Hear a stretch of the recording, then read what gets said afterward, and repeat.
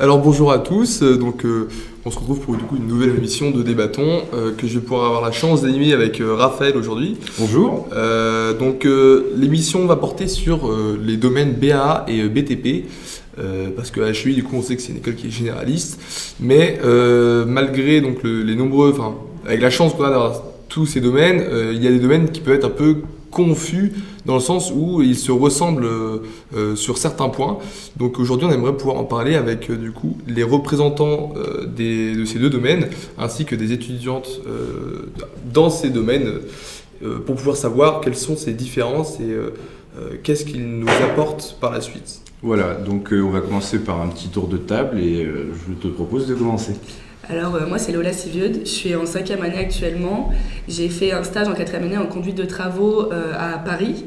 Donc moi mon stage en fait c'était, je devais gérer un chantier, gérer différents en fait corps d'état, donc c'est des types d'ouvriers. Et cette année, après, j'ai dû choisir en 5e année entre ingénierie et conduite de travaux en spécialité, puisque j'ai décidé de ne pas partir à l'étranger. Donc j'ai choisi d'aller en conduite de travaux. Donc là, j'ai fait 2 mois de domaine, 2 mois de tronc commun et 2 mois de projet YES. Et là, j'ai fini mon année et je vais commencer mon stage encore en conduite de travaux, où là, je vais faire du bâtiment, mais du neuf. Voilà pour moi. Très bien. Alors bonjour, je suis Louise Lécart, je suis responsable du domaine BTP. Voilà, on en parlera un peu plus précisément pendant l'émission. Très bien. Bonjour, Marie-Laure Stéphanie, et je suis responsable du domaine bâtiment, aménagement, architecture, qu'on appelle BAA. Bonjour, moi je suis Marine Novicki, je suis actuellement étudiante en 4e année en BAA. Alors du coup, les petites questions, c'est savoir en fait déjà, pour commencer, qu'est-ce qui vous a amené en fait à devenir responsable de ces domaines? Est-ce que vous avez travaillé dans ces domaines avant? Est-ce que c'est une passion? Est-ce que une vocation? Vous êtes arrivé ici et vous avez appris à mettre sur le tas entre guillemets? Est-ce que ça vous est venu naturellement comme ça, une vocation vraiment? Comment c'est arrivé? Je commence? Bah oui, c'est toi qui es arrivé juste avant moi. Alors, donc moi, pour mon parcours, donc moi j'ai fait HEI aussi.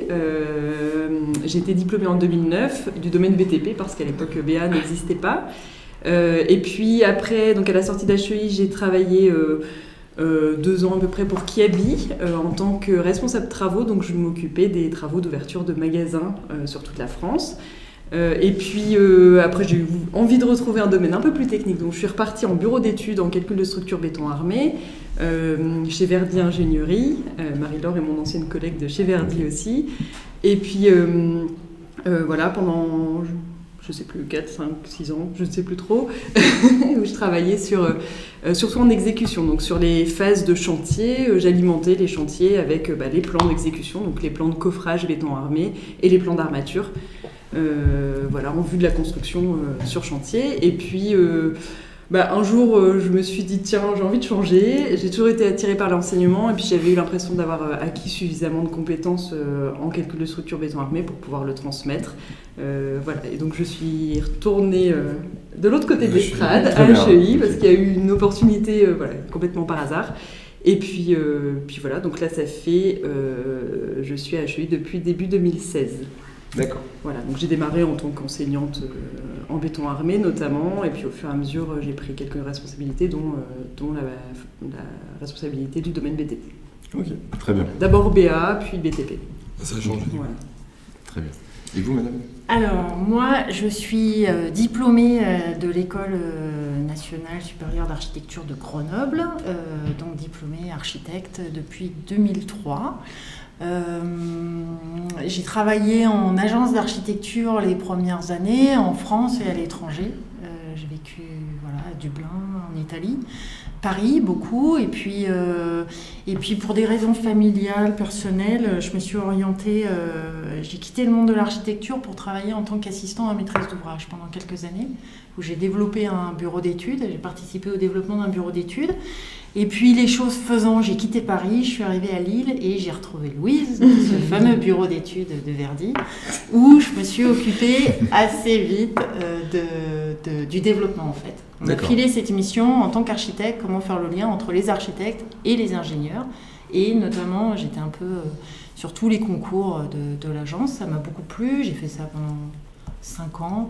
Et puis voilà, tout ça, toutes ces expériences associées, 20 ans entre les agences d'architecture et les bureaux d'études. Et cette fois-ci, j'avais envie de retrouver mes premiers amours qui étaient les premiers boulots que je faisais à l'école d'archi, qui étaient d'accompagner les enseignants dans la pédagogie. Et j'avais aussi beaucoup formé en tant qu'assistant à maîtrise d'ouvrage et j'avais aussi envie de repasser ça. Et le hasard a fait qu'au moment où je me posais ces questions, Louise m'a tendu la perche en me disant « Mais tiens, viens nous rejoindre parce qu'il y a Denis Weyerbourou qui changeait de poste. » Et du coup, voilà, et Mickaël, Broda et Louise et toute l'équipe ont pensé à moi. Et j'ai trouvé que c'était une super idée et une super occasion et je suis ravie. Donc ça fait 2 ans, voilà, ça va faire 2 ans le 15 juin, quelque chose comme ça. Et je me régale. Eh ben super. Maintenant, je propose qu'on va demander aux étudiants aussi si c'était une passion, peut-être une vocation carrément. Donc on va commencer par Lola. Alors moi, pas du tout. Vraiment pas. En vrai, pour le coup, je savais bien ce que je voulais pas faire. Je voulais pas spécialement être derrière un bureau ou quoi, mais j'avais un besoin d'un côté scientifique et j'avais besoin de beaucoup d'humains. Donc quand je suis sortie de la prépa, même pendant ma 2e année de prépa, je me suis posé beaucoup de questions parce que moi j'ai pas fait la prépa intégrée. Du coup, j'ai fait ma prépa en Nouvelle-Calédonie, là d'où je viens. Et j'avais besoin d'un objectif, j'avais besoin de savoir. Et au début, je voulais partir dans la science des matériaux. Donc je me suis dit, bon allez, vas-y, on va faire ça. Et en fin de compte, je me suis dit, bah non, il me manquera un côté humain. Et c'est là où, en fait, en arrivant en France, j'ai eu la chance de faire des portes ouvertes. Et je me suis rendu compte que le métier du bâtiment m'intéresserait. Et notamment la conduite de travaux. Parce qu'on était vraiment sur le terrain et il y avait quand même ce côté scientifique avec des calculs, on est un ingénieur et on a besoin de ces connaissances un peu supplémentaires. Et c'est pour ça que je me suis lancée là-dedans et c'est HEI aussi, j'aimais bien le côté où on avait encore la H3 pour réfléchir au fait qu'on pouvait faire BTP après. Et après, pourquoi BTP et pas BA? C'est parce que moi je voulais être du coup sur le terrain du côté de la réalisation plus que de la conception. D'accord, très bien. Et toi alors? Ben moi déjà je savais que j'allais me diriger vers les métiers du bâtiment, de l'architecture, mais je ne savais pas exactement vers quoi. Donc du coup j'ai commencé par un BTS bâtiment en Nouvelle-Calédonie et c'est là que j'ai commencé à apprendre les bases, surtout de la conception. Et une fois arrivée en prépa, parce que je voulais quand même avoir un diplôme d'ingénieur après, à la sortie de la prépa, je ne savais pas encore vraiment ce que je voulais, mais comme je suis quelqu'un d'un peu plus artistique, voilà l'un des clichés BAA, je me suis dit pourquoi pas de l'architecture, mais en même temps je ne voulais pas faire une école d'architecture parce que c'était pas vraiment ingénieur, j'avais besoin aussi de ce côté scientifique comme Lola. Et j'ai appris que HEI faisait justement une filière BAA, donc bâtiment, aménagement, architecture, qui me permettait d'avoir cet aspect scientifique d'un ingénieur, mais en même temps l'aspect artistique et conceptionnel de l'architecture. On entend quelques clichés, on fait des maquettes, on se balade, on regarde des dessins vivants, c'est ça. Pour avoir une coloc en BA, on se moque d'elle beaucoup. Mais on se moque de Marie-Laure aussi. C'est vrai qu'il y a un gros cliché sur ça. On pense que les BTP c'est ceux qui bossent beaucoup et que les BA ils font que des dessins. Mais non, mais c'est vrai, on entend beaucoup ça. Et pour le coup, du coup, moi j'ai une coloc qui est en BTP avec moi et une autre en BA, donc on voit bien la différence. Et sur le fait, en fait, on dit parce qu'il y a plus de parcelles le jour J en BTP, mais par contre, les BA c'est un travail de longue haleine en fait. Okay. Et il faut avoir les nerfs solides parce que quand on a des architectes devant nous, moi j'ai ma coloc, elle est revenue des fois pas bien quoi. Et c'est vrai que c'est difficile, mais voilà, c'est pas. Est-ce que les projets sont notés par des architectes en fait Ah oui, ouais. En architecture, on est toujours noté par ses pairs. Si vous faites un jury, un concours d'architecture, dans le jury, il y a forcément des architectes. C'est une règle de base, c'est un métier qui est conventionné, qui est réglementé. Donc il y a un ordre des architectes et tout ça. Et du coup, dans la culture de l'architecte, si vous faites un projet d'architecture, vous êtes noté par vos pairs. Donc forcément, les enseignants d'ateliers de conception sont des architectes. Ça ne peut pas être autrement. Après, c'est il peut y avoir d'autres projets qui ne sont pas les projets qui portent l'architecture. Mais si on veut vous apprendre un peu les rudiments de l'architecture, de la conception, du concept, voilà, comment avoir une bonne lecture de la ville, du bâtiment, un peu la culture générale, ça passera un petit peu forcément par des architectes. Sinon, c'est autre chose. Mais autre chose peut exister aussi. D'accord. Mais voilà. Ça, c'est une règle un peu de base chez nous. Et est-ce qu'on sait pourquoi le domaine du coup BA a été instauré à HEI?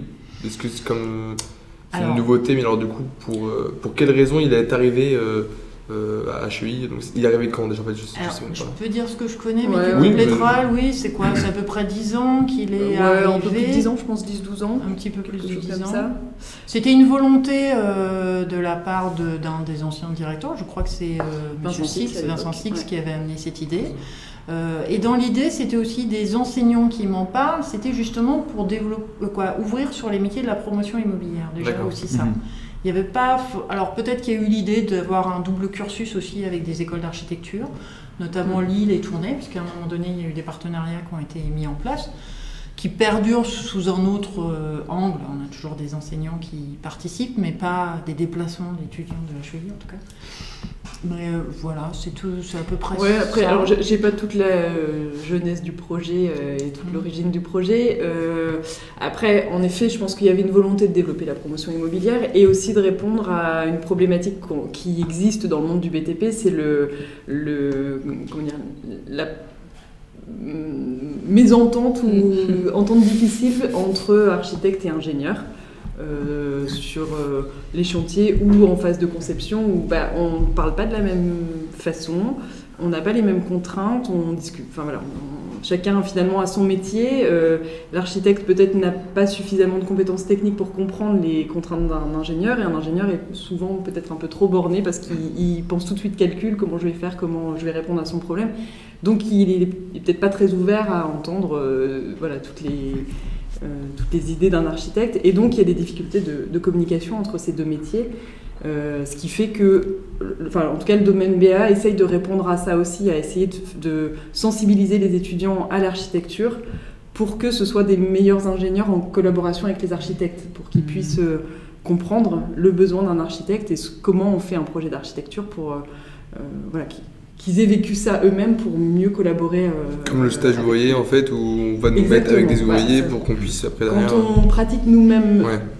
une activité ou un métier, on comprend mieux après les contraintes Ouais. de la Ouais, personne qu'on a en face de nous, et donc Mais c'est un peu ça, parce que moi je vois très bien en BTP, je ne citerai pas de nom, mais les intervenants, ils aiment bien tacler les architectes. Limite, on nous apprend à détester l'architecte. Non, pas à ce point-là, mais... On va revoir un peu la liste des intervenants. On peut lâcher des noms là. Ah, mais alors, en attendant, les intervenants, à chaque fois, c'était super. Hein. Les cours sont top. D'accord. Donc, de ce que j'ai compris, alors, pour resituer un peu, moi, je suis pas du tout relatif au métier du BTP ou du BA. Hein. Je suis en informatique, donc ça n'a aucun rapport. Et justement, de ce que j'ai compris, vous faites vraiment la scission entre ingénieur et architecte. Parce que les architectes, de ce que j'ai compris, sont plus dans la conception, on va dire, et les ingénieurs dans le terrain, à proprement parler. Comment vous expliqueriez? non, en fait, on va avoir des ingénieurs à toutes les phases d'un projet de construction. En fait, un projet de construction, c'est très long. Parce que ça peut prendre des années, ça prend des années entre les premières phases de maîtrise d'ouvrage et de promotion immobilière, par exemple, quand un client décide de construire un bâtiment, ou en tout cas de monter un projet de bâtiment, il se passe plein de choses jusqu'au chantier, jusqu'à la remise des clés. Et en fait, du coup, tout au long de cette chaîne, il y a plein de métiers d'ingénieurs. Et donc, il y a des ingénieurs qui vont travailler dans les phases amont avec les architectes pour concevoir, et il y a des ingénieurs qui vont travailler dans les phases de réalisation sur le terrain avec des problématiques de chantier qui, là, sont plutôt des problématiques d'ingénierie, puisque toute la conception a déjà été faite en amont par un architecte et les ingénieurs qui l'aident à faire tout ça. D'accord. Je sais pas si c'est clair ce que je viens de Moi, dire. je pense que ce qui n'est pas assez dit à HEI, c'est qu'on voit beaucoup BTP en conducteur de travaux Ouais. ou alors en bureau d'études. BA, on dit bon, ils peuvent faire un peu de tout et au pire, ils font une école d'archi. Non, mais c'est en fait, quand on vient me parler, qu'on vient me demander en tant que H5 ce que j'en pense, c'est vraiment me dire, mais moi j'ai pas envie de faire conduite de travaux, j'ai pas envie d'aller en BTP. Mais c'est faux, on a plein de métiers, on peut être en maîtrise d'œuvre. On peut être un client, on peut être en collaboration avec un architecte, on peut être dans la promotion immobilière, et il y a plein de métiers. On n'est pas du tout obligé d'être sur le terrain en conducteur de travaux. C'est vraiment se fermer à un seul métier, alors que comme on vient de le dire, il y a des métiers tout au long des phases et peut-être que par exemple BA, ils vont peut-être aller plus en collaboration avec l'architecte parce que justement ils ont cette sensibilité-là et peut-être nous plus sur le terrain parce que du coup on a eu des cours dans cette sensibilité-là, mais rien n'empêche de faire ce qu'on veut et c'est ça qui est hyper important et je pense que c'est hyper... Enfin moi en tout cas avant de commencer mon stage, j'avais pas du tout la sensibilité sur tous les métiers que je pouvais toucher. Et encore une fois, on choisit un métier en sortant de l'école, rien ne nous empêche de le changer après. C'est des cordes à notre arc qui seront déjà là et on le voit dans vos parcours, ça change beaucoup et on nous donne, avec HEI, on nous donne une palette de couleurs qui est impressionnante et à nous de prendre au bon moment où on a envie d'aller, quoi. D'accord. Après, c'est vrai qu'on va peut-être repréciser aussi pendant ce moment-là qu'on a ensemble un peu sur les métiers. BA, c'est vrai que il y a vu que Denis était architecte, moi je suis architecte et on porte effectivement ce domaine, on a une forte... on essaie d'y mettre une coloration un peu d'architecture, quoi. L'architecture est un moyen pour nous de parler du bâtiment, c'est un angle en fait. Mais on forme pas nos étudiants BA à être des architectes. Il n'y a que les écoles nationales supérieures d'architecture, encore une fois, qui sont habilitées à donner un diplôme d'architecture. Encore une fois, parce que c'est un métier qui est réglementé, qui répond à un ordre, et ça c'est extrêmement important. Par contre, on vous apprend des métiers, il y a une variété de métiers en phase de programmation, assistant à maîtrise d'ouvrage, programmation, conception, où tous les étudiants BA ont leur place. Alors c'est plutôt sur ces métiers-là, effectivement, qu'on va vous former en BA, et puis en BTP, ça prend plutôt le relais sur la phase réalisation.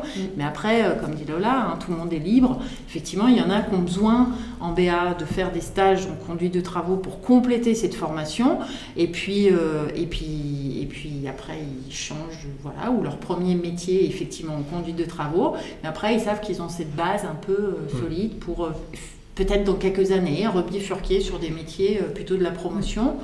Et puis il y en a d'autres, voilà, qui choisissent d'autres.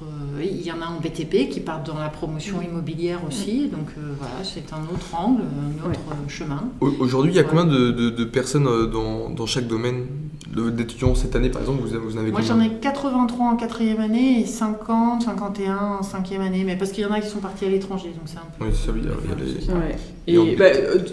Tous les ans, en BTP, on a à peu près, alors ça dépend des années, mais entre 100 et 110 étudiants, à peu près. Et puis en 5e année, entre 50 et 60 étudiants. Ça dépend des années, ça dépend... hors ceux qui sont partis à l'étranger, bien sûr. D'accord. Et est-ce qu'en BA, vous avez sorti une augmentation du coup, par rapport à l'année dernière? Ou par rapport aux années, vu que ça reste quand même assez récent, 10 ans? L'année dernière, j'en avais 87, là j'en ai 83, donc on va dire que c'est resté stable. Il y a eu des années où c'était descendu à 60, et puis d'autres où c'était les premières années, je crois, qui étaient très fortes. Ouais, 100. Comme en BTP, on avait à un moment donné une promo BA qui était identique à celle de BTP, et puis c'était un peu redescendu, puis là ça se stabilise. Oui, ça se stabilise, et l'année prochaine, ça sera ça, entre 70 et 90. Bon, c'est à peu près la même chose, 70, 75. 75-80, c'est pareil. Ça reste deux gros domaines en tout cas sur d'HEI. Oui, effectivement. Pour le coup. Avec des cours en commun. Avec des cours en commun. Alors on avait une question, c'était est-ce qu'en BA on peut faire de l'alternance? Non. Et est-ce que ce sera possible peut-être un jour? On n'en parle pas, je pense pas pour le moment. Enfin, non, parce que je pense que y a une formation par alternance pour BTP, et je pense que cette formation suffit à lancer les étudiants les alternants sur le marché du travail, quel que soit leur profil de métier. Dans le sens où aujourd'hui on a des alternants qui font de la conduite de travaux, mais on a aussi des alternants en promotion immobilière, en maîtrise d'ouvrage, dans les bureaux d'études, en bureau de contrôle. Donc en fait on a beaucoup de métiers représentés en alternance, et l'alternance BTP, je pense, permet de répondre en tout cas à un panel de métiers, parce que les étudiants, les alternants apprennent sur le terrain aussi. Et donc une personne qui est en domaine BA peut faire une alternance en fait Ah non, non, en fait l'alternance commence en HEI 3, sur les 3 ans, HEI 3, 4, 5, donc il faut intégrer dès la HEI 3, alors on a parfois une intégration en HEI 4, mais c'est plutôt des profils plutôt extérieurs qui ont un parcours plus destiné à de l'alternance. Quand je dis ça, ce sont des gens qui ont un projet professionnel déjà bien construit en amont, ce qui est souvent pas le cas des gens qui sont dans un parcours d'étudiants classique. Souvent, on se pose des questions, vous posez des questions jusqu'à assez tard dans la scolarité, ce qui est normal. Mais en tout cas, pour être alternant, il faut avoir un projet professionnel assez construit parce que dès la HEI 3, vous êtes salarié d'une entreprise et il faut avoir un métier, vous exercez un métier en entreprise. Donc il faut être déjà suffisamment avancé dans son projet professionnel pour intégrer de l'alternance. Et alors du coup sur les différents, je ne sais pas si vous voyez tellement les stages que font vos étudiants, parce que vous en avez quand même beaucoup. Est-ce que vous voyez une différence sur le choix des stages de chacun en 4e année par exemple, donc à la fin de la première année de domaine? Moi j'en aurais quelques-uns qui vont partir en agence d'architecture quand même, qui vont aller tester, j'en avais quelques-uns l'année dernière. Alors là j'ai moins de visu, j'ai l'impression que tout le monde a trouvé son stage. L'année dernière il y avait, en raison de la situation, c'est vrai qu'on avait plus d'entretiens individuels et du coup je connaissais un peu plus l'orientation. Et dans la répartition des stages c'est vrai que j'ai pas mal de BTP, donc j'ai un peu moins de visu sur les BA.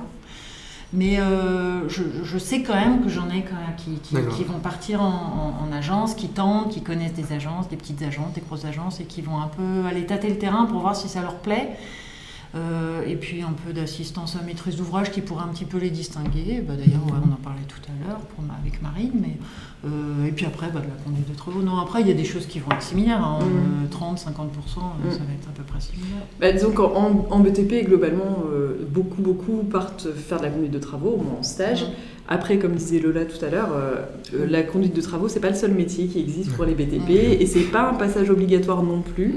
C'est vrai que la majorité des étudiants et même les BA, je pense, il y en a beaucoup qui pensent qu'il faut passer par des travaux pour être meilleur après dans n'importe quel métier. C'est pas vrai, hein, ça dépend du métier. Moi, j'ai jamais fait de conduite de travaux, en tout cas pas comme ce que les étudiants en général font chez Bouygues, Vinci, etc. Donc c'est pas un passage obligatoire. Après, beaucoup d'étudiants veulent en faire parce qu'ils veulent connaître ce que c'est de faire du terrain, est-ce que c'est d'être sur chantier, mais voilà, c'est pas du tout un passage obligatoire. Et c'est vrai que je pense que pour le coup, les BA, le stage c'est le moment de se tromper, c'est le moment où on peut essayer n'importe quoi, n'importe quoi. J'exagère, mais en tout cas, on peut essayer plein de métiers différents. C'est le moment de le faire parce qu'après, c'est plus difficile. Une fois que vous êtes lancé dans une carrière, c'est plus difficile de changer. Ou en tout cas, c'est une vraie démarche. Un stage, c'est le moment de se tromper. Donc, si la conduite de travaux vous plaît et vous avez envie d'essayer, il faut aller en faire. Si ça vous tente pas du tout, il faut surtout pas se forcer. Il faut trouver quelque chose qui plaît, quoi. Et ça peut être, en effet, pour un BA, d'aller en promotion immobilière ou en agence d'architecture, ou même pour un BTP, hein, éventuellement, quelqu'un qui a envie d'aller essayer de la promotion immobilière, même si en BTP, il a le droit, ou l'étude de prix, ou du calcul de structure béton armé, on ne sait jamais. Bureau d'études, il y en a pas mal cette année qui m'ont fait des demandes.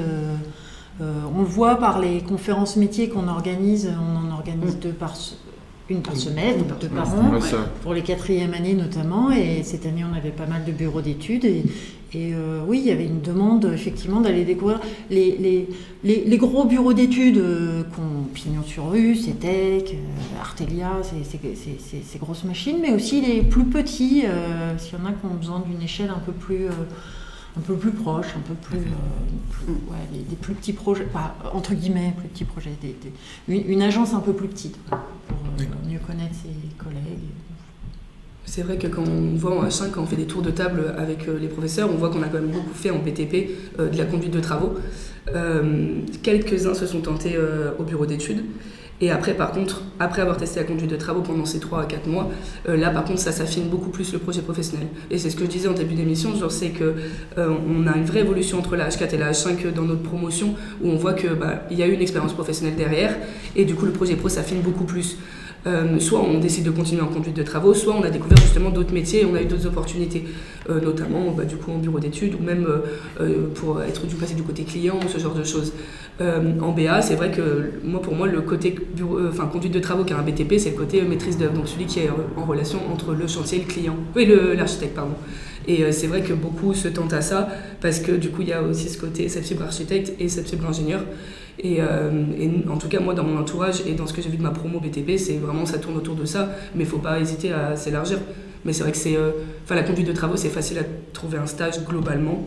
Et c'est vrai que du coup, quand tu as 3 à 4 mois, surtout nous l'année dernière, on était en période Covid, on avait du mal à trouver un stage. Donc je pense que ça a expliqué aussi que notre promo était très conduite de travaux. Donc le stage peut-être le plus simple d'accès, parce que toutes les boîtes en recherche en fait. Et puis vous étiez, la conduite de travaux, ça avait du sens parce que vous étiez dehors. Et c'était le moyen de sortir, de pas être derrière, parce que les stages de l'année dernière demandaient encore beaucoup d'autonomie de la part des étudiants et d'être en distanciel, de travailler seul chez soi. Et la conduite de travaux offrait ça. Et moi, des étudiants que je trouvais un peu sensibles ou qui avaient mal vécu cette période hivernale, je leur conseillais d'aller chercher plutôt de la conduite de travaux, même chez BA, pour vivre un peu des relations un peu plus normales, quoi. C'est sûr que ça a fait du bien. C'était une année difficile et stressante pour tout le monde, enfin en tout cas dans notre promo, et c'est vrai que le stage, je pense, a permis à tout le monde de souffler un bon coup et de se rassurer sur beaucoup de choses, parce qu'on a eu l'impression de pas trop savoir des fois les connaissances qu'on avait, et là ça nous a permis de tout mettre à plat et tout se rassurer. En tout cas, c'est vraiment la sensation, quand on est revenu à HEI, on s'est senti beaucoup plus confiant, et c'est vrai que ça a fait du bien. Alors du coup, par rapport aux matières, parce que du coup il y a à peu près 50% de matières en commun, comment ce choix est fait, pourquoi ces matières sont en commun, après quand vous choisissez les matières différentes, qu'est-ce qui fait que les 50 autres % en BA par exemple vont vous apporter une sensibilité pour l'architecture, et de l'autre côté donc, pour du BTP pure souche, quoi.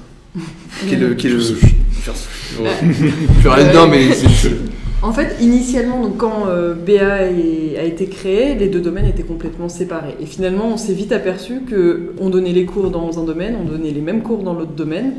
Et qu'il y avait un sentiment, les BA avaient toujours le sentiment qu'ils étaient le sous-domaine de BTP. Parce que les BTP, ils avaient l'impression d'avoir... en tout cas, les BA avaient l'impression que les BTP avaient eu des cours plus techniques, plus de cours de calcul de structure, etc. Et donc les BA se sentaient nuls par rapport aux BTP. Ce qui était faux parce qu'ils avaient exactement le même nombre d'heures de cours. Hein, mais bon, voilà, ils ne le voyaient pas forcément comme ça. Ce qui fait qu'on s'est dit, déjà pour enlever cet effet... je suis en BA, donc je suis moins bon qu'un BTP, on a rassemblé tous les cours qui étaient nécessaires dans un domaine comme dans l'autre.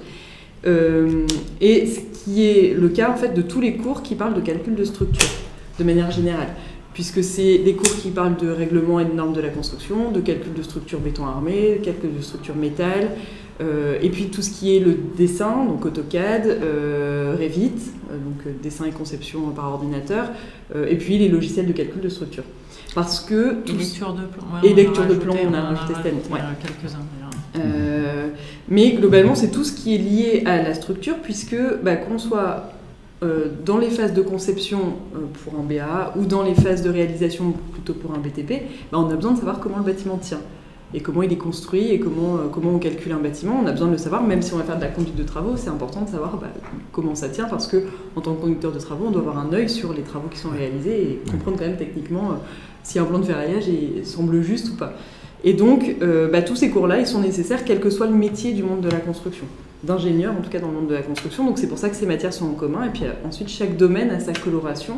Donc je laisserai Marie-Laure parler pour BA, mais en BTP, après, les matières spécifiques BTP sont plutôt liées à de l'organisation de chantier, du management de chantier, du lean, des travaux publics, tout ce qui est un peu plus en lien avec de la technique pure BTP et de la mise en concret avec du chantier, quoi. Voilà. Et pour BA, je te laisse. Et BA, on déroule un fil, en fait, on a un fil rouge du semestre 7, 8, 9. Alors on commence par, semestre 7, à avoir un peu d'histoire de l'architecture, pratique de la maîtrise d'œuvre. On reprend un peu quelques bases en termes de dessin avec le cours de moyens d'expression. Et puis après, il y a le projet où on commence, c'est 50 heures chaque semestre, où on commence à travailler sur une petite échelle, un objet, un abribus, je crois que c'est toujours un peu. Après, on commence à ouvrir un peu en travaillant sur HEI, il y a eu des maquettes, généralement on a des maquettes qu'on montre en expo de l'atrium, on travaille en volume, et puis comme ça on monte d'échelle en fait, semestre après semestre. Donc le semestre 8, on est plus dédié à de l'économie circulaire dans l'architecture, avec les différentes matières, l'économie circulaire, l'architecture bioclimatique. On monte un peu d'un cran en termes de connaissances et de culture. De la construction, on a aussi des cours dédiés à la thermique, au confort, aux simulations thermiques dynamiques, etc. Et puis, ça y est, dans le projet, on commence à passer un cap, on sort de HEI, on rentre dans la ville, on analyse 2 sites, et puis il y a des équipes qui se distinguent, et puis là, ça y est, on est dans la programmation, dans la conception, dans le projet architectural. Et au semestre 9, on est plus orienté vers la ville, on dézoome encore d'un coup, vous voyez, c'est la 3e échelle, par l'objet, de l'archi, et puis après de l'urbain, cette fois-ci, où on va travailler sur un morceau de territoire qui est plutôt une friche, donc un terrain qui est inhabité depuis un certain temps, et puis on essaie de voir comment on recoue ce morceau de territoire avec les outils de l'architecte et de l'urbaniste, qui sont à peu près les mêmes études, hein, similaires, et puis comment on recoue ce morceau de territoire, et quelles sont les différentes couches, les différents calques en fait, qui font la ville, autour de la mobilité, autour de la gestion des eaux de pluie, de la relation minérale-végétale, les règles de PLU, etc. Et du coup, c'est important d'avoir ces 3 échelles pour faire les métiers, soit d'assistant à maîtrise d'ouvrage, soit de bureau d'études, soit de promoteur, soit travailler dans une agence d'archi et faire de la conduite de travaux, mais on n'a pas le même regard quand on défend l'architecte et l'œuvre. Ça permet d'avoir ces 3 lectures-là permettent de mieux comprendre. Et du coup, et je termine le S9 en 5e année, il y a tout plein de cours autour de la ville, de la réglementation, du projet immobilier, comment ça se monte, du budget, du foncier, comment on trouve. Voilà, il y a tout plein de cours théoriques qui accompagnent cette lecture et cette traduction et cette conception, ce travail de conception. D'accord. Donc on a une question du chat qui nous demande, oui, effectivement, aucun problème, c'est une question en rapport avec le projet BA dans les classes préparatoires à HEI. Donc j'imagine que le viewer demande si c'est une introduction au domaine BA, quels sont les tenants et aboutissants en fait. Alors, ce cours, il est piloté par Julie Thomas, qu'on retrouve en 4e année sur les cours de moyens d'expression. Et c'est une initiation à l'architecture. Donc, oui, on est dans la poursuite. Moi, j'ai quelques étudiants qui ont suivi cette option. Et donc, qui se retrouvent en BA. Et des fois, ils réutilisent d'ailleurs ces projets-là qui ont été faits dans ce cadre-là. Pour un portfolio, pour ceux qui souhaitent poursuivre. Voilà, ça fait peut-être aussi des sujets dont on parlera, mais il y en a qui souhaitent poursuivre. J'en ai plus de 10 aujourd'hui, en 5e année, qui souhaitent poursuivre en école d'architecture. Et pour ça, il faut un portfolio. Et ces projets-là qui sont menés dans ce cadre-là, des fois, peuvent être intéressants. Et dans le cadre du dessin, de la pratique et de l'ouverture d'esprit, ils peuvent être retravaillés et utilisés. Voilà. D'accord. Donc en termes de cursus, justement, avec la BA, avec la spécialité BA, il y a cette possibilité donc de poursuivre sur un diplôme d'architecte. C'est bien ça ?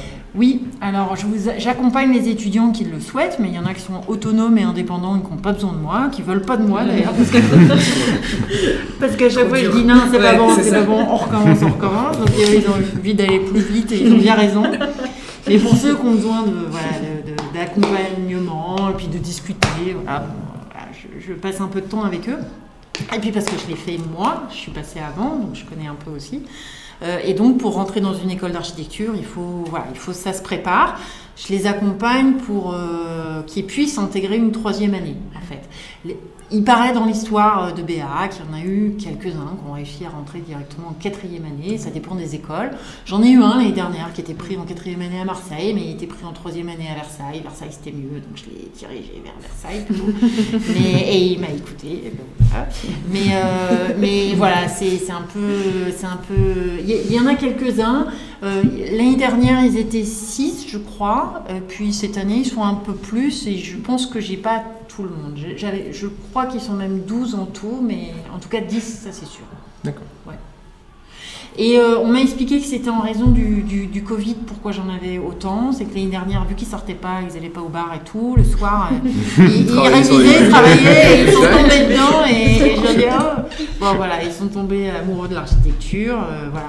Je pense pas avoir le même nombre l'année prochaine. Ça ne veut pas dire qu'ils n'aiment pas l'architecture, mais je sens moins ils ont repris les chemins normaux d'une vie normale. Très d'étudiants, donc je ne suis pas sûre d'avoir le même succès l'année prochaine. Il y en a quelques-uns quand même. Ah si, quelques-uns. Il y en a quelques-uns. On a fait, mais il y en a toujours quelques-uns, c'est ça qui est bien. Mais peut-être pas 10, c'est pas mal quand même. Et sur le projet du coup là, de cette année, enfin de 4e année en BA, donc avec l'Atrium qu'on a pu voir, la maquette, parce que nous de l'extérieur en fait on voit juste la maquette, mais qu'est-ce qui est fait dans ce projet avec les architectes? Est-ce que on leur apprend quoi? Parce que je pense pas qu'on leur apprenne juste à coller des petits trucs dans l'Atrium. Moi, je Marine, qu'est-ce que tu lui as je compléterai éventuellement. Mais... Du coup, là, pour l'Atrium que vous avez pu voir dans l'Atrium, justement, on a dû du coup avoir tout un travail de conception, de réflexion autour de certaines problématiques. En fait, on débute avec en quelque sorte des thèmes, un programme, où on détermine le besoin de l'utilisateur. En fait, souvent, les projets d'architectes viennent d'un besoin de l'utilisateur, et pour tous les projets qui sont à venir, c'est toujours notre point de départ. Qu'est-ce qu'on veut amener à l'utilisateur? Qu'est-ce qu'on veut faire pour les aider dans leur quotidien ou quoi que ce soit? Et donc là, on devait réfléchir à l'Atrium, quels étaient les besoins qu'on déterminait pour les élèves, pour les professeurs, pour l'administration.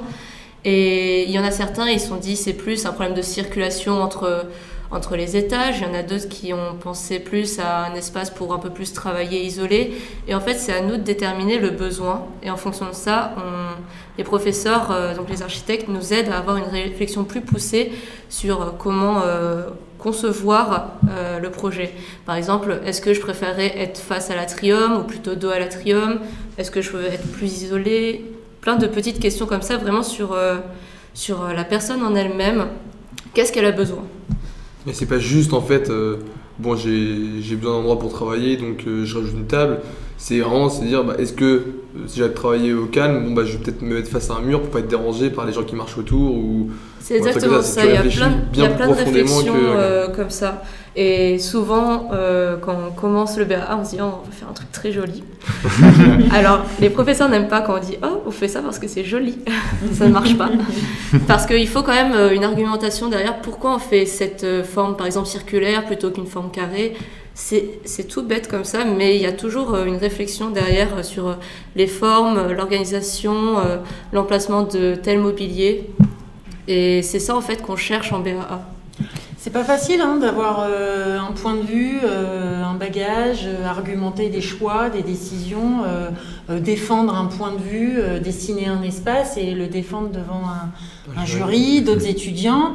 Il faut quand même, c'est ça qu'on apprend en fait. On apprend à argumenter, à s'asseoir, à s'appuyer sur du vocabulaire, des références, d'autres œuvres qu'on a vues, puis savoir les comprendre, les interpréter, les réexpliquer dans le projet, les redessiner, parce qu'on propose quelque chose. On est vraiment dans de la création, quoi. Alors, en même temps, ils disent qu'il ne faut pas que ce soit joli, mais il y a la notion du beau, de l'usage, il y a la notion des bons matériaux, Est-ce que l'espace qu'on propose est satisfaisant? Est-ce qu'il est dangereux? Est-ce qu'il est ouvert? Est-ce que ça répond à plein de... Et puis en même temps, ça répond à une commande qui était effectivement qu'est-ce qui vous manque aujourd'hui. L'année dernière, c'était qu'est-ce qui vous manque dans cet atrium? Alors en période de confinement, il y a eu plein de bars et plein de la musique. Bon, là, je crois que c'était un peu plus varié. C'est assez drôle d'ailleurs. Mais ils avaient peur d'ailleurs cette année qu'on se retrouve dans les mêmes architectures. Et en fait non, il y avait une nouvelle série de propositions, comme quoi dans un espace comme ça, on est capable de... Vous voyez, il y en a qui s'accrochent, qui sont en porte-à-faux, qui descendent. Il y en a qui réfléchissent structurellement, d'autres qui réfléchissent pas du tout, qui s'accrochent comme ça. Mais bon, du coup voilà, il faut un peu... C'est beaucoup de questions, avec un tout petit exercice. Et puis c'est surtout regarder dans l'espace et se rendre compte aussi des échelles. Et ça, c'est un gros boulot de se rendre compte dans quelle échelle on conçoit 2 mètres par 2 mètres, qu'est-ce que ça veut dire, quoi? Est-ce que c'est trop grand, trop petit? Dans certaines circonstances, c'est trop grand, d'autres, c'est trop petit. Et du coup, par rapport aux verbes, aux actions que vous développez, ça prend tout son sens. Et pour ça, il faut le tester en maquette. Après, il y a tout le travail aussi de la découverte du Fab Lab, de savoir faire une maquette avec un laser, d'expérimenter aussi les machines qui sont là aujourd'hui sur place. Et ça, c'est le côté ingénieur, matériel, quoi. Voilà, de gérer un budget parce qu'ils ont aussi un peu d'argent, de travailler en équipe aussi. C'est toute la partie projet, c'est pas que de la conception. Un bon projet, c'est celui qui a réussi à s'harmoniser, ils ont réussi à discuter 3, 4, 5 ensemble et à produire quelque chose. Il y en a qui sont super bons, mais qui ensemble ne font rien du tout de bien. Donc il faut les séparer pour la fois d'après et puis réunir d'autres personnes qui peuvent s'entendre. Et ça, c'est la vie d'un projet, pour tout projet, toute expérience derrière. Donc voilà. Si je devais compléter et prêcher ma paroisse, on dit que souvent qu'en BA, il y a plein de projets, qu'en BTP, on fait que des cours théoriques, et c'est pas vrai.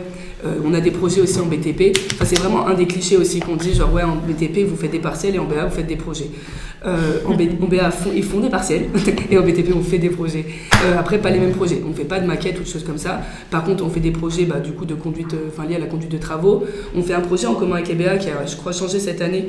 Nous, l'année dernière, c'était vraiment un projet plus structurel, tout ça. Cette année, je crois qu'il a un peu évolué. Là, il y a plein de domaines, plein de sujets différents de projets, effectivement. Mais déjà, du coup, ça encore une chose en commun BA-BTP qui est très intéressante parce que du coup, on a les deux côtés. Et en 5e année, on a un projet de conception sur 3 jours où on part de juste un terrain et on arrive à un bâtiment entier qui est hyper intéressant. Et on a encore un projet de conduite de travaux. En fait, on est quand même animé par plein de projets. Donc, c'est certes pas les mêmes, mais on est aussi dans ce management d'équipe. En plus, ce n'est pas des équipes qu'on choisit forcément. Donc, il y a aussi ce côté où on doit découvrir notre collègue, apprendre à travailler avec. Et c'est très intéressant aussi. Et après, on finit sur le projet YES qui, là, conclut les années d'HEI de façon grandiose, quoi.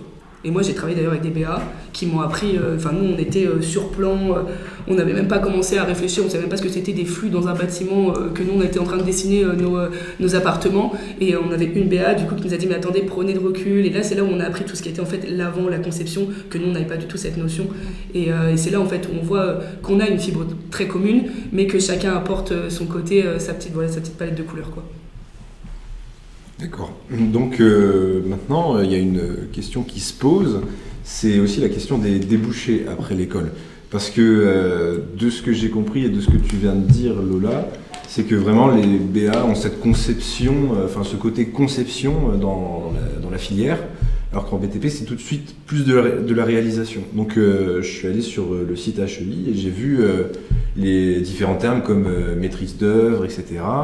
Et en tant que néophyte, je ne sais pas du tout ce que ça veut dire, donc j'ai besoin d'éclaircissement et j'aimerais justement savoir les différences de débouchés entre vos filières. Disons que en fait ça reprend un petit peu ce qu'on avait dit au début, c'est que en BA on va cibler plutôt tous les métiers avant les chantiers. Donc avant les chantiers, il va y avoir des métiers de maîtrise d'ouvrage. La maîtrise d'ouvrage, c'est le client, c'est celui qui commande un bâtiment, qui a besoin de construire, je sais pas moi, ça peut être une mairie, ça peut être une métropole, ça peut être un bailleur social, ça peut être un promoteur immobilier, qui a besoin, si c'est une mairie par exemple dans sa ville, de construire une crèche dans un coin de sa ville, sur un terrain disponible de sa ville, et donc il va faire appel à... il va lancer un appel d'offres, et donc il y a des équipes de conception qui vont y répondre. Les équipes de conception, ça va être un architecte et des bureaux d'études qui vont travailler en conception avec l'architecte. Et donc les bureaux d'études qui travaillent en conception avec l'architecte, ça peut être des ingénieurs structures, des ingénieurs thermiciens, des ingénieurs sur l'économie circulaire, sur le développement durable, sur l'assainissement, tous les sujets techniques qu'il peut y avoir dans un bâtiment, on a des ingénieurs qui vont travailler sur ces sujets techniques et qui vont accompagner l'architecte à concevoir son bâtiment et du coup à proposer un bâtiment qui non seulement répond aux usages nécessaires du client, donc ça c'est le rôle de l'architecte, mais aussi on est sûr qu'on va pouvoir le faire parce qu'il tient, parce qu'on y a amené de l'eau, des réseaux, des fluides, de l'électricité, etc. Donc ça c'est...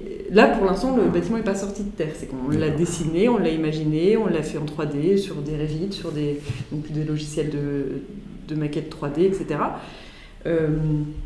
Et voilà, et une fois que le bâtiment est conçu, il va y avoir un appel d'offres qui va être lancé auprès des entreprises de construction. Et là viennent toutes les entreprises de construction que vous connaissez certainement, parce que c'est ce qui est le plus connu finalement dans le monde du BTP, c'est ce qu'on voit, c'est les Bouygues, les Vinci, les Eiffage, les Rameries, après il y en a beaucoup, des grandes et des petites, qui vont répondre à cet appel d'offres en disant voilà, moi je réponds à cet appel d'offres, je vous propose de construire votre bâtiment pour autant de millions d'euros, et puis voilà tout le processus, les procédés que je vais mettre en place pour réaliser ce chantier et répondre à votre demande.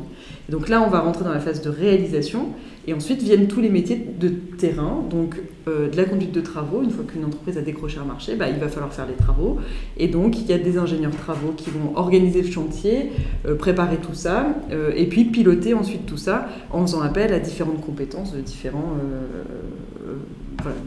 compétences dont on va avoir besoin. Donc ça va être des ingénieurs structure qui vont fournir des plans de structure, des ingénieurs thermiciens qui vont fournir aussi... Voilà, chaque compétence, on les retrouve finalement, mais dans la phase d'exécution. Et donc, sur les métiers et débouchés ciblés, BA, on sera plutôt sur les métiers avant la réalisation, donc tous les métiers de la maîtrise d'ouvrage et de la maîtrise d'œuvre. Donc de la maîtrise d'ouvrage, donc du client, du rôle du client, et de la maîtrise d'œuvre, de la conception. Et puis BTP, on sera plutôt sur des métiers de la réalisation. Après, je dis plutôt parce que, vous l'avez compris, comme il y a quand même beaucoup de choses en commun, on peut quand même finalement avoir fait BTP et aller en conception, ou avoir fait BA et aller en travaux. Enfin, voilà, rien n'est figé, mais voilà, en gros, le schéma. Comme toi, t'es en IT, tu vas peut-être finir sur un chantier, quoi. Ah, tu trouves? Je sais pas. Ouais, on sait jamais. Un petit stage derrière.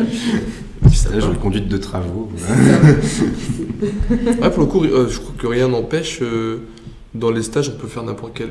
Après, on ne sera pas forcément pris, mais on peut faire n'importe quel stage en soi, même si c'est pas un stage dans notre domaine. Enfin, HEI n'empêche pas ce que je veux dire. Je crois que quand vous choisissez quand même vos domaines, il faut que ce soit en lien. C'est quand même un projet professionnel qui soit en disons lien.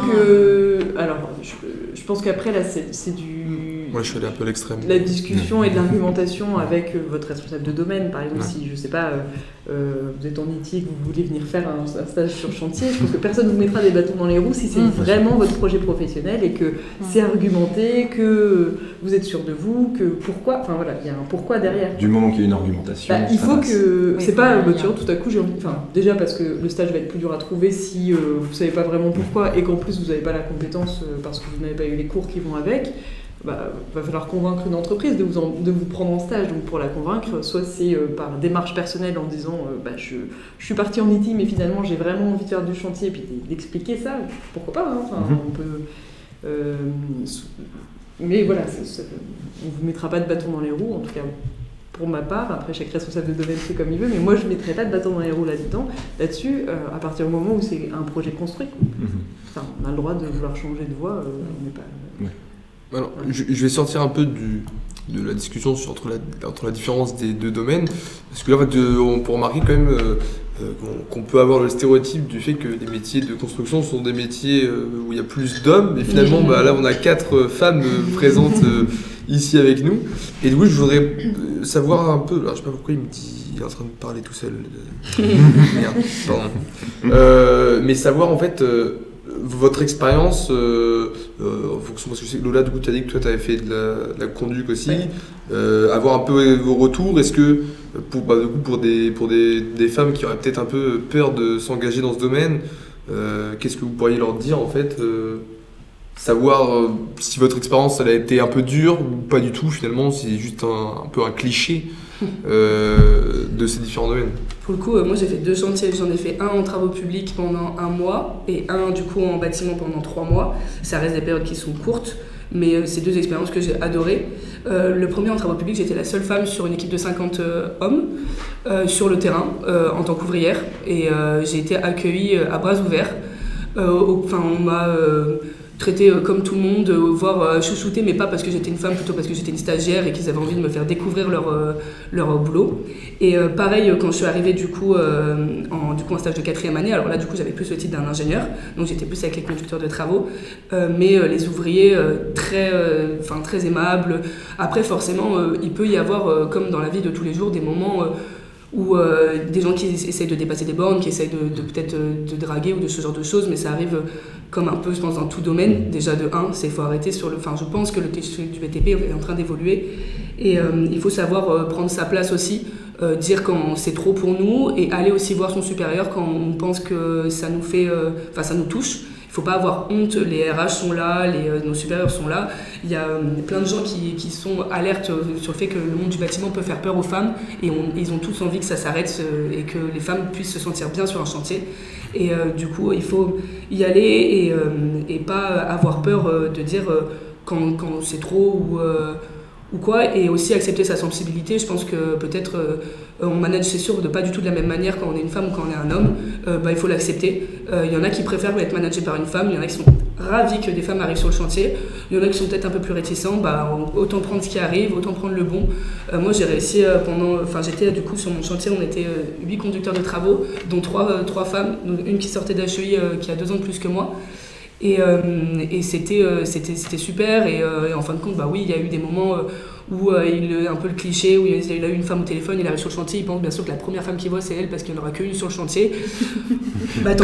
Tant pis, on le redirige, on lui dit non c'est l'autre et après il se trompe et en fait c'est la troisième et voilà, c'est pas grave. C'est pas grave. Après il faut sur le chantier il faut avoir une force de caractère, mais alors ça c'est pas du tout lié je pense fille-garçon, il faut avoir une force de caractère tout court.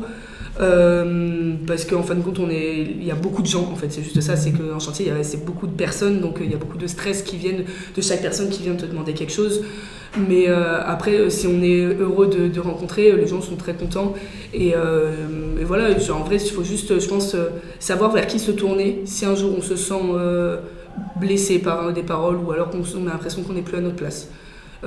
Et ça arrive, ça peut arriver. Moi j'ai eu des phrases qui peut-être m'ont perturbée, mais j'ai su vers qui me tourner à ce moment-là et ça s'est bien passé après.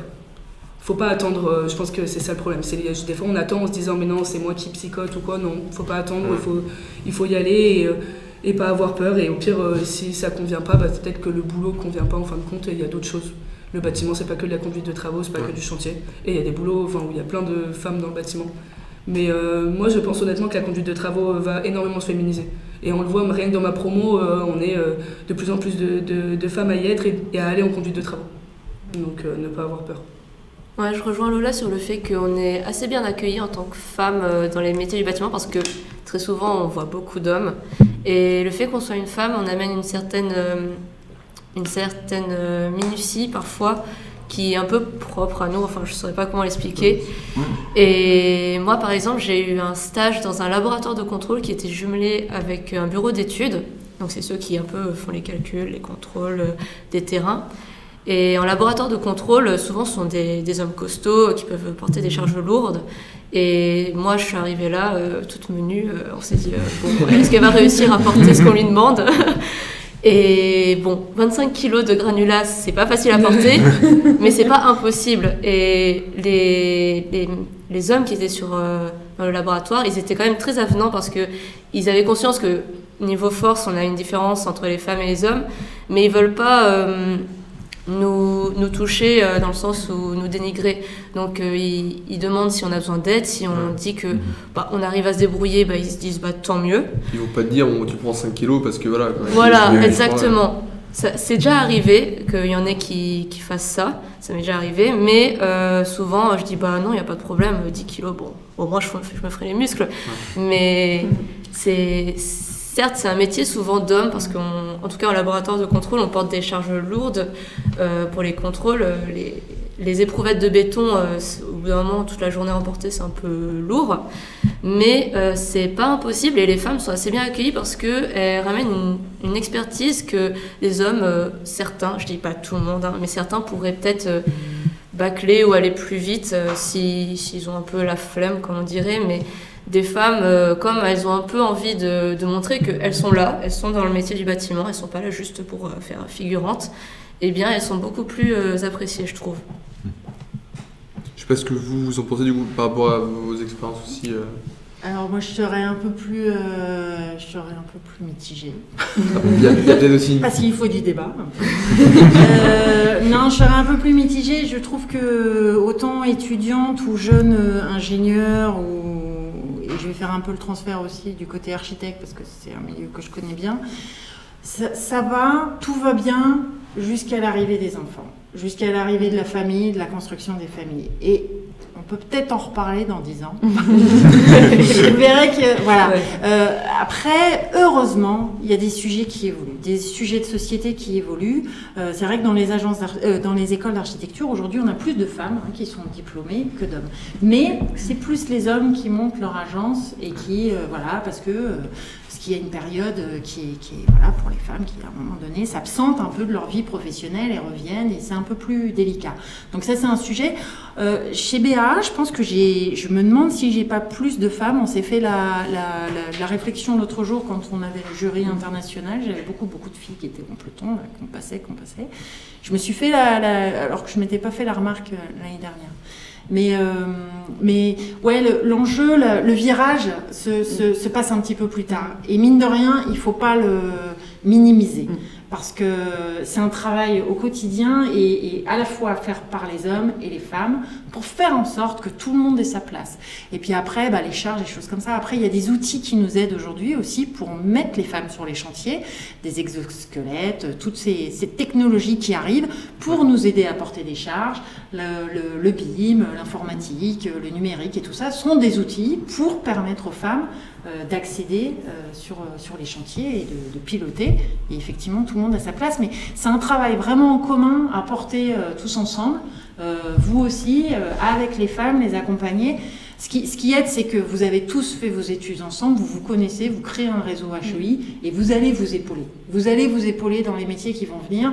Et puis, il y a des discriminations que vous n'allez pas supporter parce que vous êtes d'une nouvelle génération. Moi, je suis un peu plus âgée que Louise, j'ai un peu fait ma bosse, quoi. Il y a eu des moments où j'ai dû un peu baisser le dos et c'est fatigant, c'est usant de se battre sur des choses sur lesquelles on n'a pas à se battre. Et il y a une vraie réalité dans le monde de la construction, et ça on ne peut pas le nier, c'est un fait. Et dans le monde général, les femmes sont aussi un peu moins bien payées que les hommes, c'est une vraie réalité. Il y a une date clé à partir du mois de novembre où on sait que les femmes sont payées en moyenne, je sais pas, c'était 20%, un truc comme ça. Et on sait, il y a une date qui fait que on sait qu'à ce moment-là, les femmes travaillent gratuit par rapport aux hommes. C'est une phrase un peu rapide que je dis, mais c'est pour comprendre qu'à niveau identique, on paye quand même à un moment donné quand on s'absente. Mais heureusement, voilà, c'est un travail, vraiment, il y a des associations qui s'organisent, la parole est libérée sur ces sujets, les femmes ingénieurs se réunissent en associations qui sont assez puissantes, d'ailleurs, et même au niveau européen, au niveau international, en France, il y a de l'écho, il y a des conférences, des séminaires, on les écoute, il y a des livres et tout ça. Et ça fait partie vraiment du vivre ensemble et faire ensemble que tout ça ait sa place, quoi, trouve sa place, quoi. Mais il faut, voilà, c'est pas gagné, c'est pas encore, c'est un combat à mener tous ensemble, quoi. C'est un combat gentil, voilà, sans agressivité, mais il faut pas oublier ça. C'est des générations aussi, voilà, je pense, où plus on va avancer, mais plus ça va. Ouais. Je pense qu'aujourd'hui, en effet, ça va mieux et vous le ressentez moins parce que il y a de plus en plus de femmes sur les chantiers, par exemple. Et donc, plus il y a de femmes, plus les hommes s'habituent à la présence des femmes sur les chantiers, donc ça choque moins et donc il y a moins de remarques. Moi, c'est vrai que quand j'ai démarré chez Kiabi, là où je faisais des travaux d'aménagement intérieur, je suis arrivée, je me souviens que je suis arrivée sur un chantier, un jour le chantier s'est fait, puis c'est bien déroulé, puis à la fin, le sous-traitant m'a dit franchement, Louise, quand je t'ai vue arriver, une jeune, une blonde, je me suis dit, le chantier, ça va être une catastrophe. Et je me suis dit, sérieux, qu'est-ce que c'est que ça? Franchement, ouais. Et au final, le chantier s'est super bien passé. Et à la fin, il a reconnu, donc il m'a dit, et en fait, c'était super bien, et ça a fait du bien, parce que finalement, c'était bien organisé et tout. Enfin, voilà. Et je pense que à l'époque, moi, c'est vrai qu'il y avait encore beaucoup moins de femmes qu'aujourd'hui, mais là, on va réussir. Je pense que comme il y a plus de femmes, tout le monde s'y habitue plus, ça choque moins d'avoir des femmes, des blondes sur des chantiers, etc. Enfin, voilà. Des brunes, des petites. Non, mais voilà, c'est vrai, parce que c'était vraiment le cliché, quoi. Je me suis dit, c'est pas possible, qu'est-ce que c'est que ça? Et vous auriez préféré qu'ils ne disent rien, ou justement, finalement, ça vous a fait quand même un petit peu plaisir, parce que ça... À la fin, ça m'a fait... un peu les deux, parce qu'à la fin, ça m'a fait plaisir en me disant, finalement, il reconnaît que j'étais quand même compétente, et que c'est pas parce qu'on est une femme et qu'on est blonde qu'on peut pas être compétente. Donc ça m'a fait plaisir, mais sur le coup, je me suis remise 2 mois en arrière, en me disant qu'est-ce qu'il a pensé de moi. C'est cool. Ça fait 2 mois qu'on travaille ensemble. La première impression. La première impression, il a dû mettre un peu de temps quand même à se dire bon, finalement, elle est pas si mauvaise, quoi. Non mais c'est ça. Et bon, c'est un peu dur à entendre quand même. On se dit bah mince, en fait, il y a pas de raison, pourquoi. Mais bon, une fois qu'on a fait ses preuves, après, par contre, je trouve que finalement, on a la même place. Enfin, moi, j'ai jamais ressenti de sexisme. Après, comme le dit Marie-Laure, oui, une femme, quand elle attend un bébé, à un moment donné, elle doit s'arrêter, malheureusement. Et on a beau dire qu'il n'y a pas de frein dans les carrières, etc. Il y en a. Enfin, mais parce que la vie continue pendant que nous, on est arrêtés. Donc forcément, après, il y a un petit décalage. Aussi. On n'est pas sur les mêmes timings. C'est pas la course. Hein. C'est pas parce que vous n'êtes pas directeur à 40 ans que vous avez tout perdu. Hein. Non. Les choses, des fois, les femmes, il y a un moment où c'est un peu lent. Et puis ça revient. Ça revient, mais un petit peu plus tard. Et puis les hommes, ils ont déjà grillé toutes les cartouches. Alors on veut plus. Ils ont passé tous les stades. Et du coup, là, les femmes, elles arrivent. Mais c'est pas le même timing, voilà. Il faut juste comprendre ça. Mais il y a un moment donné, les femmes doivent quand même s'accrocher parce que, mine de rien, il y a 2-3 phrases, il y a 2-3 trucs, 2-3 situations où quand vous revenez, vous n'avez pas tout à fait votre poste, pas tout à fait les projets sur lesquels vous étiez. Ça sera, mine de rien, il y a quand même un petit peu de ça. Donc il faut, effectivement, comme disait Lola, il faut être dans l'échange, il faut voir les collègues qui sont autour de vous, il faut apprendre le management, toutes ces méthodes agiles, pour travailler ensemble et vraiment se faire confiance, quoi, travailler dans une... Et puis si la boîte, elle vous fait pas confiance ou elle vous amène pas là où vous avez envie d'aller, vous allez voir d'autres familles, quoi, on n'est pas mariés aujourd'hui à des familles. Quand ça passe pas avec une entreprise, ça passe pas, quoi. On va voir ailleurs. Surtout, faut pas se faire mal. Pas se faire mal. Voilà. Il y en a qui sont pas assez matures. Puis voilà, il y a des cons un peu partout. Donc, faut savoir les détourner et puis se considérer un peu plus intelligent. Et puis c'est vrai à gauche. Il y a des bonnes phrases. Enfin, moi, quand je suis arrivée, on m'a dit ah, mais toi, t'es secrétaire sur le chantier. Je leur ai dit bon, non, toujours pas. Après, j'ai été architecte, j'ai augmenté d'un grade, mais j'étais toujours pas ingénieur, conducteur de travaux. Alors, du coup, j'ai expliqué. Et alors, après, du coup, il en a rigolé, il m'appelait tout chantier l'archi, mais bon, du coup, c'était drôle, c'était devenu une blague. Mais voilà, en vrai, il faut juste, au début, c'est un peu déconcertant, après, il faut expliquer. Il y en a qui comprennent, alors il y en a, c'est juste non, il y en a qui comprennent pas. Honnêtement, je pense qu'il y en a qui savent pas. Moi, pareil, j'ai fêté mes 23 ans sur mon chantier, et on m'a dit, ah, mais du coup, bientôt le bébé. Je leur ai dit, non, du coup, la fin des études avant. J'ai dit, c'est pas prévu, j'ai une carrière un petit peu là en vie. Et ils me disent, ah, mais pourquoi? Et en fait, c'est juste qu'ils comprennent pas. Il y en a, c'est pas dans leur culture, donc déjà, c'est une barrière qui est dans le bâtiment, qu'on n'a pas la même culture avec tout le monde, donc il faut de l'explication. Et après, il y en a, c'est des cons, donc on accepte, là on leur donne pas forcément l'heure. Et après, il faut pas tout prendre personnellement non plus. Il y a des choses qui peuvent faire du mal, mais à plusieurs cadres, quand on est une femme, des fois c'est ce genre de réflexion. Mais après, c'est vrai que le métier de conducteur de travaux, c'est un métier physique. Nous, j'étais sur un bâtiment de 7 étages qu'on montait à pied tous les jours, mais peut-être 50 fois. Franchement, c'était incroyable. Mais là, on se dit, en fait, si demain on est enceinte, c'est compliqué. Et au-delà de ça, j'ai une expérience d'une de mes anciennes collègues qui disait qu'elle avait été enceinte sur un chantier avec de l'amiante. On n'y va pas. Ah, putain. Genre, du coup, ils ont pris un stagiaire qui, lui, faisait des allers-retours pour elle, mais c'est faisable. Mais du coup, forcément, ça rajoute des contraintes. Et c'est vrai que c'est un métier physique où on a besoin de se donner. Et il y a des moments où, comme on a dit, des fois, ça bloque. Mais après, forcément, si l'entourage des collègues, après, est bienveillant derrière, ça se passe. Hein. Mais il faut, c'est ça. Moi, c'est ce que je dis à chaque fois quand je travaille avec des garçons, même à HEI. Je leur dis, mais j'espère que... il y a des fois où ils me sortent des phrases, et je sais que c'est pour rire, mais ils savent très bien comment m'énerver. Et je leur dis, mais ça, plus jamais. Vous ne le faites pas. J'ai dit, franchement, vous faites ça sur un chantier, mais je vous entends et je vous tue de loin. Non, mais c'est vrai, c'est comme ça qu'on apprend, c'est en travaillant. Là, pour eux, c'est des blagues. Après, on ne sait jamais où s'arrête la blague. Et sur un chantier, quand on ne connaît pas la personne, on ne fait pas de blague. C'est juste là, et au-delà de ça, après, quand on connaît, quand on est à l'aise, on peut faire des blagues comme on en fait avec des copains. Mais c'est encore un sujet beaucoup trop sensible pour en rigoler dès le premier rapport. Et surtout qu'il y a aussi d'autres personnes qui sont présentes aussi, donc si tu viens faire une blague comme ça, t'as tout le monde derrière, ils n'ont pas forcément la même relation avec toi en plus que la personne avec qui tu parles. Donc, peut être dégradant, effectivement. Je sais pas si vous vouliez rajouter quelque chose, sinon je pense que... Si vous aviez un petit mot pour aux personnes qui seraient en 3e année, là, qui hésiteraient entre BTP et BA, un petit mot. Moi, je dirais de ne pas hésiter à aller voir les anciens. Je pense qu'il n'y en a pas assez qui demandent de l'expérience.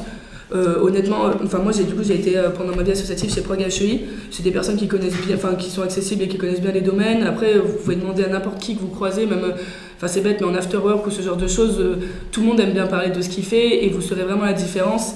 Et moi, on est beaucoup venu me dire mais j'ai choisi BA parce que c'est plus simple. Alors arrêtez de penser ça.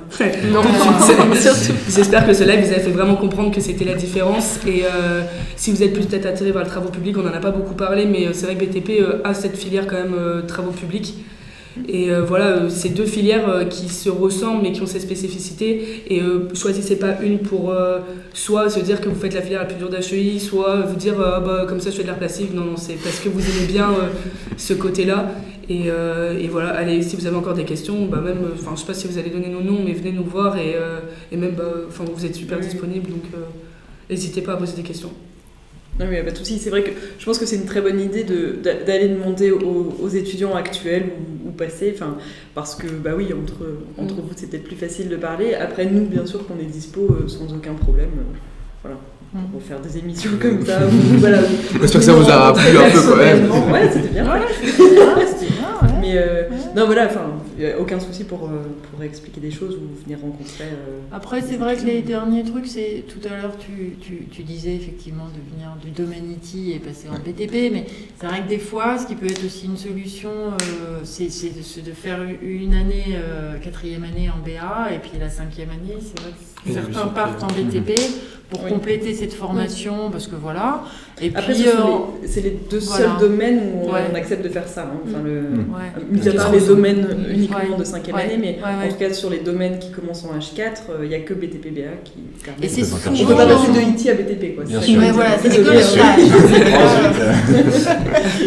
Non, après, c'est vrai que c'est plutôt dans ce sens-là, BA vers BTP, il y a moins, moi je connais pas, mais il y a peut-être eu non, j'ai pas BTP vers BA. Alors, je pense que ça se pourrait si jamais quelqu'un était assez motivé, mais c'est vrai que c'est toute cette partie conception, mine de rien, qu'il ne faut pas minimiser, parce qu'effectivement, on a moins d'examens sur table, mais tout ce travail de conception, c'est quand même un boulot très régulier, chaque semaine, il y a une charge de travail et il y a un engagement qui est assez fort.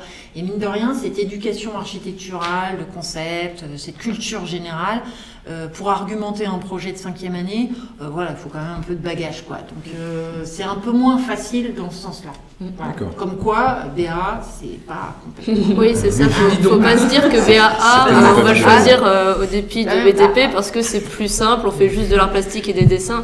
C'est quand même plus compliqué. Non, et on peut venir... plus compliqué, c'est au même niveau. C'est juste que ça demande... C'est pas les mêmes profils. C'est différent. C'est pas les mêmes profils et ça demande une charge de travail personnelle aussi. Quand on voit pendant plusieurs semaines des BAA travailler dans la salle de pause sur leur maquette encore et encore quasiment tous les soirs, on comprend que ça devient lourd. Il y en a qui font des maquettes jusqu'à 1h du matin pendant 3 soirs d'affilée. C'est assez épuisant. Certains amis qui sont en BA, j'ai quand même eu de nombreux retours où les architectes qui ont noté derrière sont... C'est dur, ouais, ils notent assez sévèrement parce que justement, comme ils ont une expertise, ils veulent qu'on ait la même expertise qu'eux, sauf qu'on est des étudiants, on essaye de les rattraper. Mais après, on discute, on échange, on rattrape. Généralement, ça se passe quand même bien. Il faut vraiment avoir rien fait du tout de l'année pour... passer à côté du sujet, Mais il y a ça, c'est vrai que c'est un engagement, c'est pas un truc